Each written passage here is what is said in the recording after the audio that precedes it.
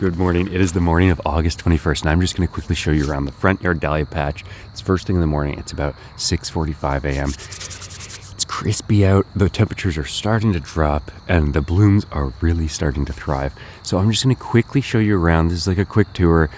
I'll show you a way better tour in a couple of weeks when everything's in full bloom here, but I'm taking every single bloom that comes. So when I have a good bloom, I'm cutting it, I'm putting it into a bunch, I'm putting it on my flower stand over there, and it's gone. So I'm making about 12 to 16 bunches a day right now. Pretty soon that'll scale up to like 20 to 25 a day, and then by like end of September, start of October, it'll be like 30 to 40 bunches a day. So really exciting time to be in the dahlia patch. So I'll just quickly take you for a walk through, and hopefully you like what you see.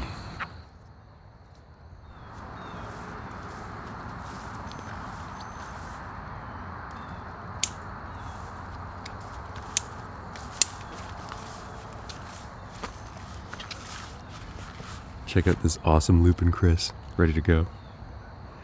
There's so much awesome stuff in the dahlia patch. So this year I tried to plant my tallest at the back and my shortest at the front. So you can see this is creme de cassis is really small right here.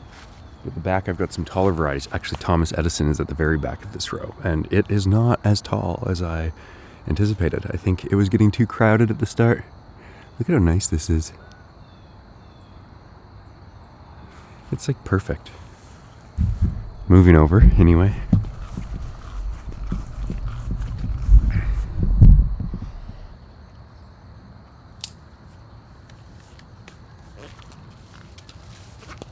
These are definitely my most two crowded rows right now. They have the most variety to them. Each one's got like 40 or 50 different varieties in them.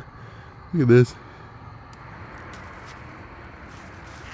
This WD Brittany keeps blowing at the center, so I'm just basically picking these off and throwing them out. Actually, I'm putting them inside because I can't bear to throw them out, but make a little bunch here.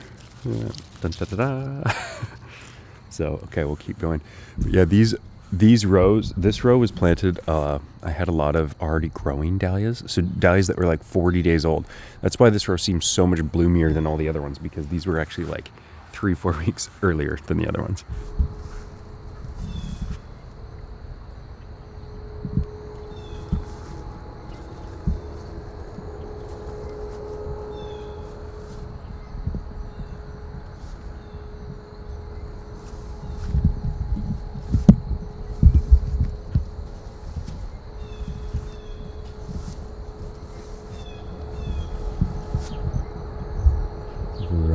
Sandra J.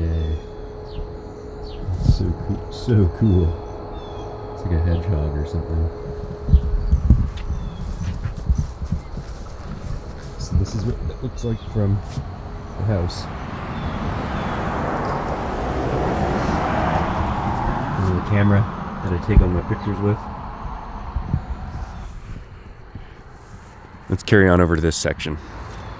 These Ferncliff Inspiration, I haven't gotten, well, I've gotten 2 good blooms out of like, I want to say 20, because the bugs are just going crazy for that on the Japanese beetles. So it's like, it's weird. It's like the sacrificial bloom around here this year. And they never really, I don't remember them loving Ferncliff Inspiration at all. Oh, we got some geese. Check this out.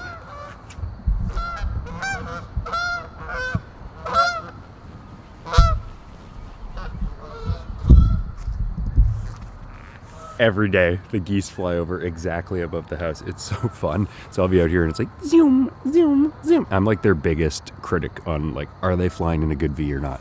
Anyway, let's keep walking.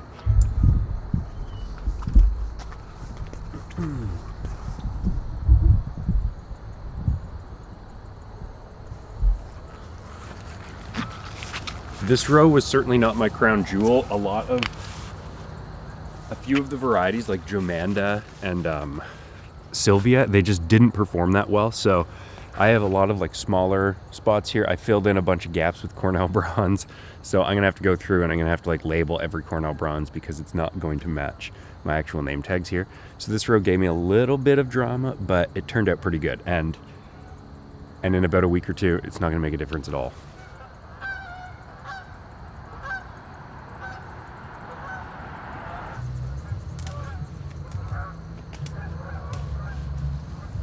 These 2 rows should be a lot of fun because we have these big, humongous flowers. This one's all wrecked, as you can see. Spartacus, Penn's Gift, big ones. Mission Galactica out front. Over here, we're kind of in ball variety town. This is Cornell, this is Ferncliff Rusty, and this whole row is Cornell Bronze. So I'm just looking to, have a lot of filler, good stuff to make my bouquets with. And those are all really good options, like, Cornell Bronze, and Ferncliff Rusty. They're tight balls, and they stay good for a really long time. They're gonna be your longest lasting dahlias, or mine anyway. Morning. And here in the very last row, we have Boom Boom. And scattered amongst the Boom Boom, there are some other varieties where I just kind of filled in the blanks because my Boom Boom didn't take off this year. I lost like 30 of them. I lost like 30 of the tubers to rot, which was a pretty big fail. We're all growing, we all have growing pains. But this is my dahlia garden, and I hope you love it and you're inspired. And it's all in my front yard. There's 1,059 plants. It's like my favorite thing in the whole world to do. I spend so much time out here. I love it. It's like my peace, my meditation, my therapy, all the things combined. Like, it feels so good to be out here and grow these blooms and, have people come and buy them off the stand. It's just such a treat for me. It's changing my whole life, and I love this so much. So thanks for being a part of watching and enjoying and liking and commenting and all this stuff, because it's just making a world of difference. It's really changing the trajectory of my life, and I'm aiming more and more at dahlia stuff. So I'm really excited. Thank you so much.